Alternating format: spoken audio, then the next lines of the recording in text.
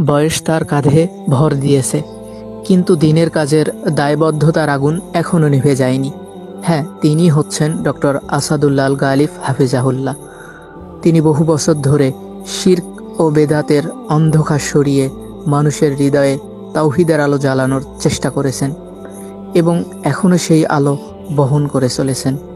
আজ তার প্রতিটি পদক্ষেপ যেন এক নীরব ঘোষণা, যেন বলছে যে হৃদয়ে তাওহীদের আলো জ্বলে তার পথ বয়সে থামে না। দায়িত্ব আর ঈমানই তাকে সামনে ঠেলে দেয়। এই দৃঢ়তা শুধু তার ব্যক্তিগত শক্তি নয়, বরং একটি আমানত, উম্মাকে জাগানোর এক ধারাবাহিক চেষ্টা। হ্যাঁ, এটা ছিল এক ইলমি মাজলিস।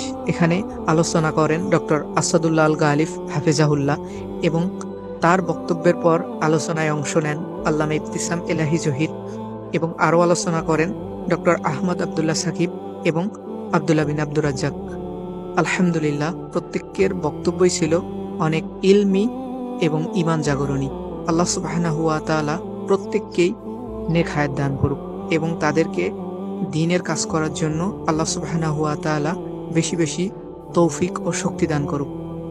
তারপর চলুন আমি আপনাদেরকে দেখানোর চেষ্টা করব ডক্টর আসাদুল্লাহ আল গালিব হাফিজাহুল্লাহর পরিচালিত সেই মাদ্রাসা।